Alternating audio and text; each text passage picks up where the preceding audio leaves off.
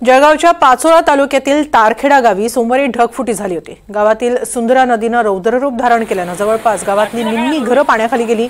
गावकरी जीव मुठीत घेऊन सुरक्षित स्थळी धाव घेत होते आणि यात होत्या 70 वर्षांच्या आजी बायदाबाई चव्हाण। बायदाबाई यांच्या घरात पाणी शिरल्याने घरातील धान्य, डाळी, टीव्ही आणि इतर साहित्य खराब झाले। 2 दिवसांपासून रात्रंदिवस धान्य वाळवण्याचं काम आजी आजोबा करतायत। 2 दिवस आम्ही झोपलोही नाही। शेत पिकही खराब झालेली आहेत। डोक्यावर बँकेचं कर्ज आहे, ते कसं फेडायचं हे सांगताना आजींच्या डोळ्यातलं पाणी थांबत नाहीये। इथला आढावा घेतला आमचे प्रतिनिधी प्रांजल कुलकर्णी यांनी। तारखेडा गावातील चव्हाण यांच्या घरामध्ये देखील आपण बघितलं तर निम्म घर हे खरं तर पाण्याखाली गेलं होतं। घरातील डाळी साळींचं नुकसान हे झालेलं आहे। इकडे उजव्या बाजूला जरी आपण बघितले तर अशा प्रकारे हे टीव्ही जे आहेत त्या टीव्ही संचांमध्ये पाणी हे गेलं होतं, त्यामुळे ते खराब झालेले आहेत। घरातील फ्रीज असेल ते असे पलंगावरती त्यांनी ठेवलेले आहेत।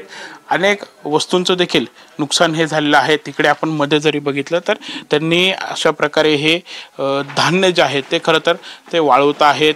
एकूण काय खरं तर परिस्थिती आपण जाणून घेऊ। आजी आहेत।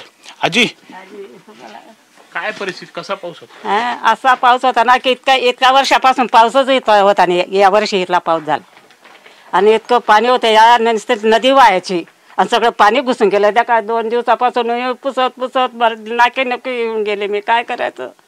आणि ताई बी असा सुकाट टाकायची।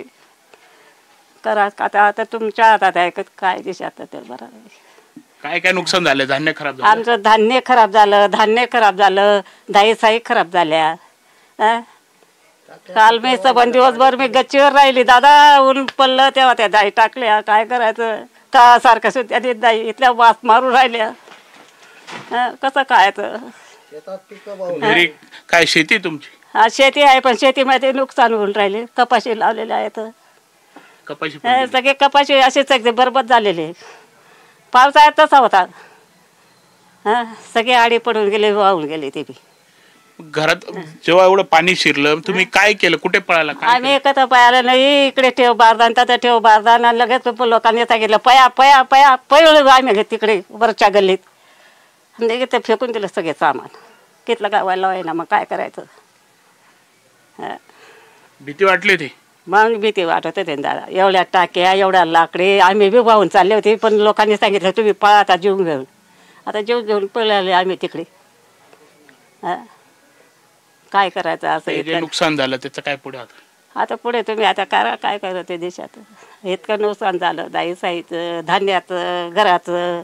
त्या घरात जाऊ द्या पडून का जायना, पण असं नुकसान इतकं खायचं धान्य झालं ना। तुमच्या डोळ्यात खरं तर पाणी बघायला मिळतंय। काय म्हणजे आठवतंय ते सगळं? दाई साई घेतल्या दादा, विकत घेतलेल्या म्हणून इथलं पाणी वल्ल्या झाल्या त्या। आता करायचं काय? ते वास मारून राहिल्या, खायचं का नाही? सगळे लोक म्हणायचं एकूण द्या, एकूण द्या, एकूण देऊन दुसरे घेऊन मग काय करू? मग दुसरं घ्यायला पैसे पाहिजे तर मी तिकडे बांधत आहे दादा। घराचं करायचं काय, इकडे संसाराचं बघायचं? सांगा। आम्ही ते इथलं परेशान झाले 2 दिवसापासून। विचारूच नका तुम्ही। काय करायचं? ते महाराष्ट्र बँकेचं कर्ज आहे, नोटीस येऊन राहिल्या दादा। काय करायचं? कसं करायचं? देखा तुम्ही देखा कितलं पायदाने धान्य ऐकत फेकायचं। ते देखा दाई एक चटाकभर दाई चांगले राहिले नाही, सगळ्या बोलल्या झाल्या। काय मागणी आता सरकारकडे? काय करायला हवं? आता देखा तुम्ही सरकारकडून आम्हाला काय मिळतं ते बँकेचं कर्ज बी आहे, ते कर्ज बी जरासं सूट करा दादा। एवढं ते कर्ज बी आहे, ते नोटीस येऊन राहिल्या। काय करायचं? कसं काय करायचं? आणि सगळे नुकसानचे कसं चांगलं देश काय करतात? मुख्यमंत्री, उपमुख्यमंत्री काय मागणी तुमच्या? आता काय करायला पाहिजे? त्यांनी कशी तुम्हाला मदत करायला पाहिजे? शेतकरी मागणी करा तुम्ही। शेतीचं कर्ज आहे ते तेवढं फार कमी, ते कर्ज कमी करा। दुसरं काय खायचं असेल तर द्या, आणि ते शेतीचं बी द्या। आता 2 दिवस कसं काढतायत घरी? 2 दिवस काय कसं काढायचं? काढू। जेवण वगैरे काय केलं?